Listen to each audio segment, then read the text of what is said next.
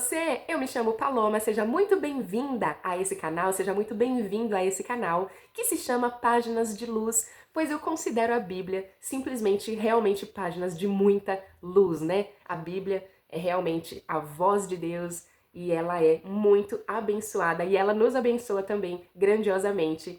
E se você é novo por aqui, então, saiba que eu faço leitura bíblica, né? O meu objetivo é ir de Gênesis a Apocalipse e eu faço vídeos aí de no máximo 20 minutinhos, tá bom?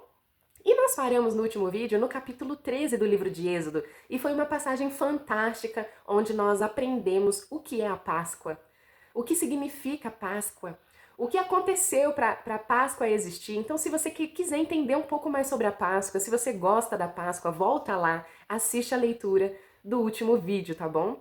E foi realmente impactante, porque é o momento onde Deus, ele, pela última vez, ali naquela circunstância das pragas, ele lança a última praga sobre os egípcios, que é a morte, né, dos animais machos e também dos filhos primogênitos, né, dos filhos mais velhos, né, até mesmo o príncipe ali que estava no trono, todos os filhos mais velhos, eles têm a sua vida ceifada, né? Então é a última praga, a praga mais grave, e é nesse momento que acontece a libertação, né? Que o faraó finalmente fala: tudo bem, eu liberto vocês, saiam daqui, vão embora daqui. Ele expulsa o povo, né?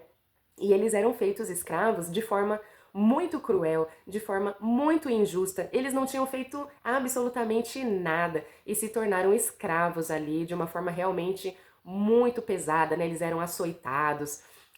E Deus, ele liberta esse povo de uma vez só. Então fica claro ali no finalzinho que não eram 30, 50 pessoas, eram 600 mil homens, 600 mil homens e mulheres e crianças. Então era uma grande multidão, era uma grande nação que era feita de escravos ali, né? E Deus, ele formidavelmente liberta esse povo de uma única vez. Ele faz a justiça, as pragas são ali Deus mostrando a sua justiça, pesando a sua mão sobre os perversos. Deus, ele pesa a sua mão contra os perversos. E ele liberta todo esse povo de uma só vez, né? Algo impossível ali, né? Se você parar para pensar, que o faraó, então, ele vai libertar ali de pouco em pouco, de 100 em 100, mas não, todo o povo é liberto de uma só vez. Então é algo muito poderoso e muito grandioso. E temos ali a Páscoa, né? A Páscoa que realmente é impactante, porque quando o anjo da morte passa, Deus protege os israelitas e isso fica marcado. E é também uma passagem profética, porque Jesus, ele vem depois também como o Cordeiro, né? Representando o Cordeiro que nos salva, o Cordeiro que nos livra da morte. Então eu recomendo você voltar lá. Fiz questão de fazer uma lembrança aqui, porque realmente é uma grande passagem. E agora nós estamos caminhando rumo a uma outra grande passagem. Se você acha que acabou ali, não, é só o começo, porque agora nós vamos caminhar para a passagem onde Deus simplesmente abre o mar. Ele abre o mar, meu Deus do céu. Você imagina um mar aberto? Não tem nem como a gente imaginar, né? Assim, mas aconteceu, isso é real, isso é verídico, né? Tudo que está na Bíblia aconteceu realmente, né? Então vamos lá para o capítulo 14, dando sequência na hora que o povo está ali saindo, né? Sendo liberto, o povo está marchando para fora do Egito. O Senhor disse a Moisés: ordene aos israelitas que deem a volta e acampem em Pi-Airote, entre Migdol e o mar. Acampem ali à beira-mar, em frente a Baal-Zefon. O faraó pensará: os israelitas estão vagando perdidos, prisioneiros do deserto. Mais uma vez endurecerei o coração do faraó e ele os perseguirá. Planejei tudo isso para mostrar minha glória por meio do faraó e de todo o seu exército. Então aqui o povo está saindo e ele diz então aonde eles devem acampar para confundir os pensamentos do faraó e que mais uma vez ele tocará no coração do faraó para endurecer o coração do faraó e fazer com que ele persiga essas pessoas. Então, por mais que ele tenha deixado elas saírem, Deus planeja que ele os persiga para fazer mais um ato grandioso, né? Então os egípcios saberão que eu sou o Senhor. E os israelitas assim fizeram. Os egípcios perseguem Israel. Quando o rei do Egito soube, né, então quando o faraó soube que o povo de Israel havia fugido, ele e seus oficiais, então, nesse momento mudaram de ideia. Então, olha como que Deus age, faz com que eles mudem de ideia. O que fizemos? Perguntavam. Como pudemos deixar todos os israelitas escaparem? Então eles ficam, como que a gente deixou isso acontecer, né? Então o faraó mandou preparar sua carruagem e convocou as suas tropas, levou consigo 600 dos melhores carros de guerra, além das demais carruagens de batalha do Egito, cada uma com seu comandante. O Senhor endureceu o coração do faraó, o rei do Egito, para que ele perseguisse os israelitas, né, que haviam partido triunfantemente. Os egípcios os perseguiram com todas as forças do exército do faraó. Então aqui tá falando que o faraó, ele fez uma convocação ali grande, ó. Todos os seus cavalos e carros de guerra, cavaleiros e tropas, e os alcançaram no acampamento de Pi-Airote à beira do mar, em frente a Baal-Zephon. Então aqui tá falando que eles conseguiram ali alcançar o povo, né? Quando o faraó se aproximava, os israelitas levantaram os olhos e viram os egípcios marchando contra eles. Então eles viram ali que os egípcios estavam vindo. Em pânico, clamaram ao Senhor e disseram a Moisés: Por que você nos trouxe ao exército, Por que você nos trouxe ao deserto para morrer? Não havia sepulturas no Egito? O que você fez conosco? Por que nos forçou a sair do Egito? Quando ainda estávamos no Egito? Não lhe avisamos que isso aconteceria? Dissemos: Deixe-nos em paz, continuaremos a servir os egípcios. Afinal, é melhor ser escravo no Egito que ser um cadáver no deserto. Então, o que acontece? Os israelitas, eles estavam sendo protegidos por Deus, guiados por Deus. Eles mesmos tinham pedido por libertação e Deus atendeu. Porque lá atrás, lá no início, quem chorou, quem clamou e quem pediu por libertação foram eles mesmos. Mas aqui nesse momento eles estão atemorizados, eles estão achando que eles vão morrer pela espada. Que se eles não morreram lá atrás como escravos, que eles vão morrer agora, porque as tropas estão alcançando eles. Então eles estão falando isso: Poxa vida, você trouxe a gente aqui para morrer. Eles estão com medo de morrer pela espada. Moisés, porém, disse: Não tenham medo. Apenas permaneçam firmes e vejam como o Senhor os resgatará nesse dia. Vocês nunca mais verão os egípcios que estão vendo hoje. O próprio Senhor lutará por vocês. Fiquem calmos. A fuga pelo Mar Vermelho. Então aqui Moisés ele fala: calma, vocês vão ver com seus próprios olhos o que Deus vai fazer. Então o Senhor disse a Moisés: Por que você está clamando a mim? Diga ao povo que marche, tome sua vara e estenda a mão sobre o mar. Divida as águas para que os israelitas atravessem pelo meio do mar, em terra seca. Endurecerei o coração dos egípcios e eles virão atrás de vocês. Mostrarei minha glória por meio do faraó e de suas tropas, seus carros de guerra e seus cavaleiros. Quando minha glória se manifestar por meio do faraó e de seus carros de guerra e seus cavaleiros, todo o Egito a verá e saberá que eu sou o Senhor. Então aqui Deus fala para Moisés: não para de marchar, continue adiante, pegue o seu cajado, estenda a sua mão e divida o mar. Então, através de Moisés, através desse comando de Moisés, Moisés ordenaria ali que o mar se dividisse ao meio, a terra ficaria seca e a glória do Senhor, então, se manifestaria ali através da ordem do comando que Moisés iria dar. Então, o anjo de Deus, tinha um anjo de Deus ali. Então, o anjo de Deus, que ia adiante do acampamento de Israel, se posicionou atrás do povo. Então tinha um anjo de Deus que estava indo na frente e ele se posicionou atrás. A coluna de nuvem também mudou de lugar. Então tinha uma nuvem que acompanhava os israelitas e essa nuvem também mudou de lugar e foi para a retaguarda e ficou entre o acampamento egípcio e o acampamento de Israel. Então as tropas alcançaram o povo, mas eles também ergueram acampamento. Então, Deus colocou ali a nuvem entre os israelitas e os egípcios. A nuvem escura trouxe trevas para os egípcios, mas luz para os israelitas. Com isso, os dois grupos não se aproximaram durante toda a noite. Então, eles estavam próximos, mas não puderam, né, através dessas nuvens, se encontrar ali naquele momento. Então Moisés estendeu a mão sobre o mar e com um forte vento leste, o Senhor abriu caminho no meio das águas. Então, um forte vento abriu caminho no meio das águas. Você imagina o tamanho desse vento, né? Para abrir todas as águas, porque o mar é profundo. Né? Na beira da praia é até rasinho, mas depois é profundo. O vento soprou a noite toda, transformando o fundo do mar em terra seca. Então entenda que esse vento forte ele soprou durante a noite toda.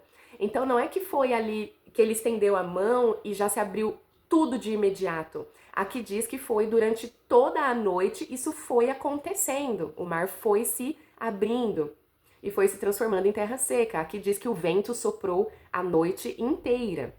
E o povo de Israel atravessou pelo meio do mar, caminhando em terra seca, com uma parede de água de cada lado. Então, você imagina que bateu um vento assim muito forte, dividiu e aí fez um caminho.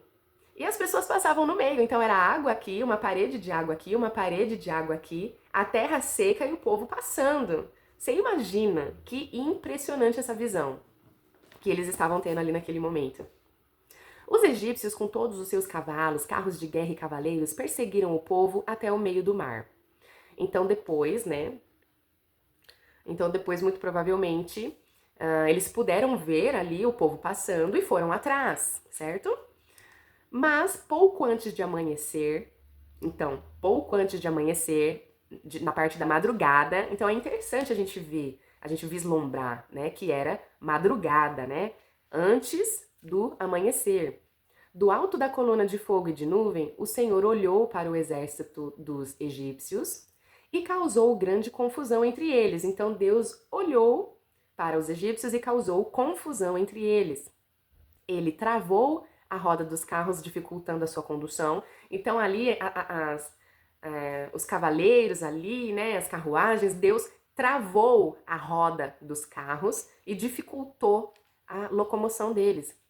Fujamos daqui para longe do povo de Israel, gritaram os egípcios. Então alguns começaram a gritar. Acho melhor a gente sair daqui. O Senhor está lutando por eles e contra nós, e contra o Egito. Então alguns começaram a gritar, ó, Deus está com eles, não está com a gente não.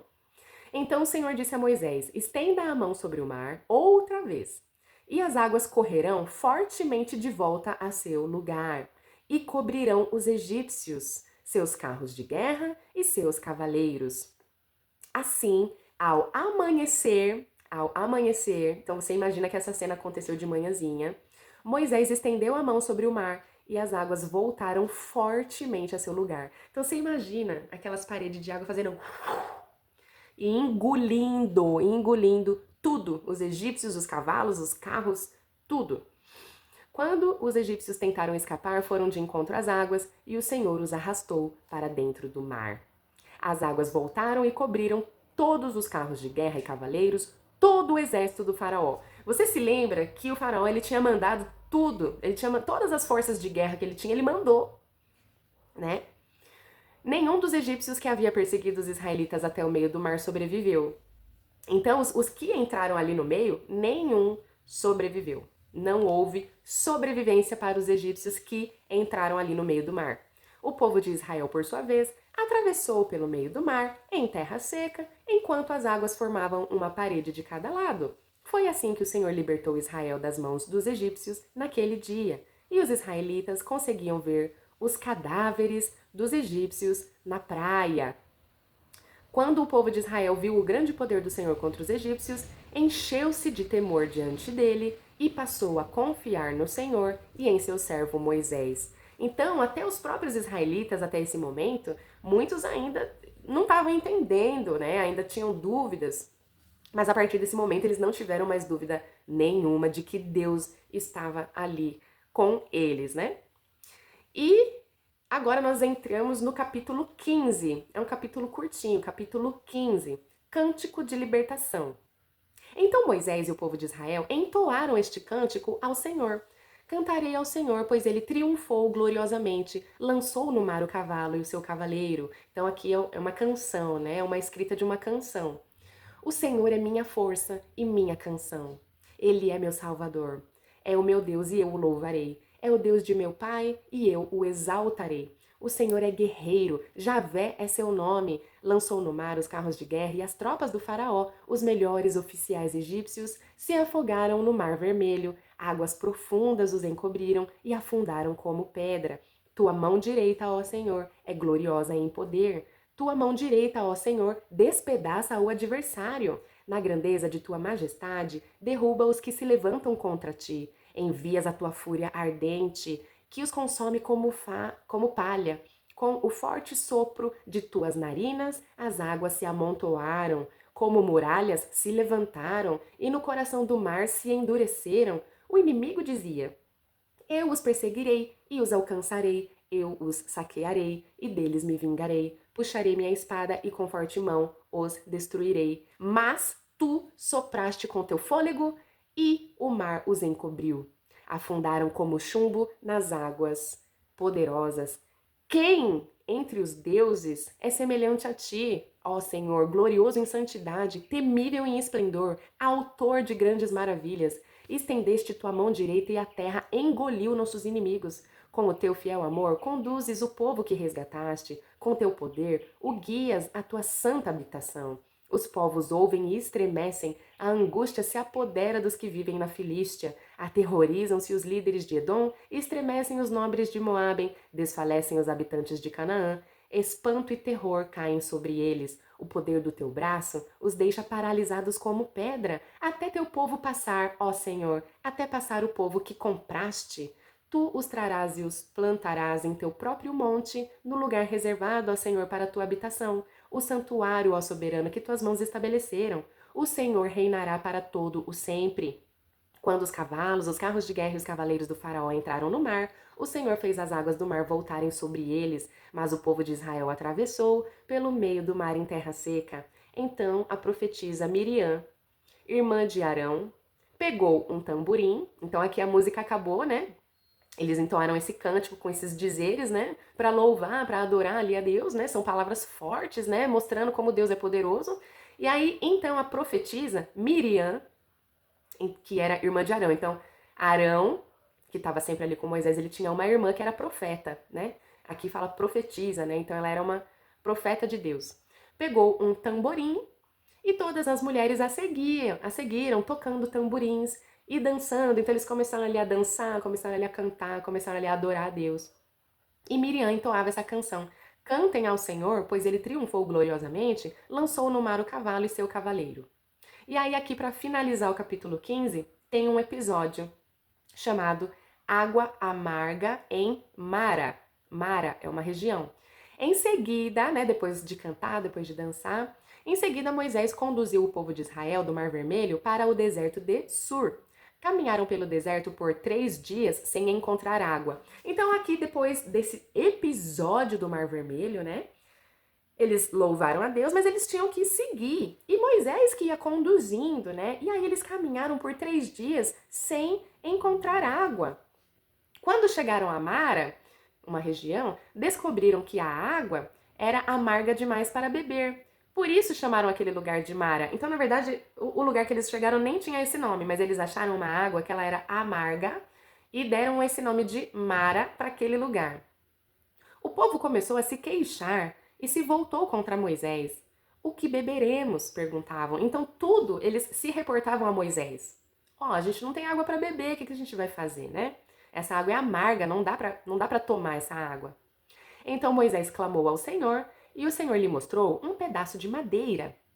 Moisés jogou esse pedaço de madeira na água e ela se tornou boa para beber. Então a água ela era ruim para beber, ela era muito amarga, não tinha como consumir.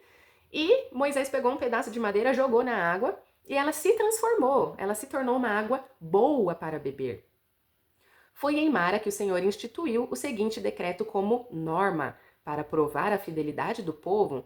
Ele disse: se ouvirem com atenção a voz do Senhor seu Deus e fizerem o que é certo aos olhos dele, obedecendo a seus mandamentos e cumprindo seus decretos, não os farei sofrer nenhuma das doenças que enviei sobre o Egito, pois eu sou o Senhor que os cura. Então aqui Deus fala, ó, se vocês me obedecerem, se vocês cumprirem os meus decretos, aquelas doenças, né, anteriores, vocês não vão ter. Eu vou estar sempre mantendo vocês curados, né? Eu sou o Deus que cura, não vou permitir que doenças afetem vocês. Depois que saíram de Mara, os israelitas viajaram até Elim, onde encontraram 12 fontes de água e 70 palmeiras e acamparam ali junto às águas. Então, olha só que surpreendente. Nesse momento, Deus ele não só transformou a água amarga em água boa, porque isso é um milagre. Um verdadeiro milagre. Como que um pedaço de madeira jogado na água transforma uma água que é ruim para beber em água boa? Isso é um grande de um milagre. Mas não para por aí, porque aonde Deus conduziu eles, eles chegaram num lugar que tinha 12 fontes de água, 12 fontes de água e 70 palmeiras. 70 palmeiras. E lembre-se que eles estão aqui caminhando, gente, no deserto, porque aqui em cima fala, caminharam pelo deserto por 3 dias. Eles estão no deserto. Mas Deus mostrou para eles 12 fontes de água e 70 palmeiras no meio do deserto. No meio do deserto. Ou seja, um lugar ali para eles acamparem junto às águas. Ou seja, eles montariam um acampamento ali com palmeira, com água no meio do deserto. Olha que precioso isso. E nós encerramos aqui com essa preciosidade e vamos refletir sobre esse vídeo rapidamente. Então, olha só. Deus, ele luta por nós, né? Deus, ele luta por nós. Deus ali mostrando a sua grandiosidade, salvando os israelitas, os egípcios foram atrás, mas em nenhum momento os israelitas eles precisaram se defender. Eles não tiveram que se defender das espadas em nenhum momento. Deus lutou por eles, né? E aqui em Êxodo 14:14 tem uma passagem que ela é... Aqui, ó, Êxodo 14:14, né? O próprio Senhor lutará por vocês. Então, assim, o Senhor pelejará por vós, né? Aqui nessa tradução tá diferente, mas é uma passagem muito conhecida que fala: vós não pelejareis, né? O Senhor pelejará por vós. Essa passagem é uma passagem muito conhecida. É que dependendo da Bíblia, ela muda. Mas o contexto é o mesmo, né? Deus, ele luta por nós. E aqui não olhe para trás, né? Avance com fé. Então, Deus, ele se coloca ali de uma maneira a proteger os israelitas de uma tal forma que se eles olhassem para trás, eles iam ficar com medo, porque os egípcios estavam correndo ali atrás deles, mas olhando para frente, caminhando com fé, seguindo adiante, você vê como eles tiveram tranquilidade para passar por aquele desafio, né? O impossível é possível com Deus, né? Deus abre caminhos até no meio do mar. Se você tá achando que Deus não vai abrir um caminho na tua vida, se ele abriu um mar, como que ele não vai abrir um caminho na tua vida? É só você ter fé no impossível de Deus, né? Obediência é a chave para a vitória. Aqui Deus ele fala, olha, se vocês forem obedientes, nem doença vocês vão pegar, né? Então a chave é a obediência. Claro, não tô falando aqui que ninguém vai ficar doente. Tô falando aqui dentro do contexto desse texto e dessa passagem, né? Que Deus ele coloca a obediência como algo muito relevante. É muito relevante a obediência para Deus, né? Aqui, ó, celebre as vitórias, né? Você viu que depois que eles conseguiram a libertação e passaram ali pelo mar, eles cantaram, né? Eles louvaram, eles cantaram, eles adoraram. Então, quando Deus ele dá uma coisa boa, ele tem que celebrar. E ali eles tinham que celebrar muito, mas muito, né? Tinha que celebrar muito. Então, celebre as vitórias, celebre as conquistas que Deus entrega na tua vida, né? A jornada tem lutas, mas Deus provê. Então, você vê que ali no deserto eles encontraram um desafio com relação à água, mas Deus, ele provê, né? Ele traz a água boa, ele, né, faz a água se tornar boa. Depois ele coloca eles ali junto a águas para que eles pudessem acampar. Então, lembre-se disso. A jornada tem lutas. A jornada tem lutas. Mas Deus é por nós. E se Deus é por nós, Deus é por nós. Né? Quem será contra nós se Deus é por nós? Então, um beijo pra vocês, um grande abraço pra vocês. Fiquem comigo, continuem comigo e eu te espero no próximo vídeo pra gente continuar caminhando ali com Moisés e vendo as maravilhas de Deus Todo-Poderoso. Beijão pra vocês, obrigado!